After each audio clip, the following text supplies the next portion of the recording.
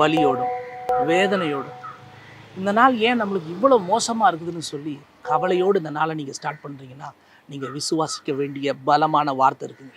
2 ராஜாக்கள் 20ஆம் அதிகாரம் 5வது வசனம் நீங்கள் பார்த்தீங்கன்னா, உன் விண்ணப்பத்தை கேட்டேன், உன் கண்ணீரை கண்டேன், இதோ நான் உன்னை குணமாக்குவேன்.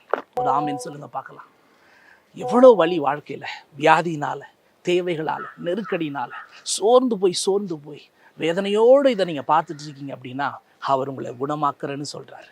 விசுவாசிக்கிறீங்களா? அவர் உங்களை குணமாக்குறாரா? உங்கள் வேதனையை நீக்கிறாரா? உங்கள் கண்ணீரை பார்த்துருக்காரா? நீங்கள் நினைக்கிறீங்க ஆண்டவர் எனக்கு சத்தத்துக்கு செவி கொடுக்கவே இல்லை, அதனால தான் இந்த நாளும் நான் கஷ்டப்படுறேன்னு. இல்லை, இந்த நாளில் உங்கள் கண்ணீரை பார்த்ததுனால அவர் உங்களை குணமாக்க போகிறார். எல்லாவற்றிலும் குணமாக்க போகிறார். நீங்கள் நினைக்கிறீங்க அது இதுன்னு நீங்கள் நினைக்காத சில விஷயத்தில் மாட்டிகிட்டு இருக்கீங்க.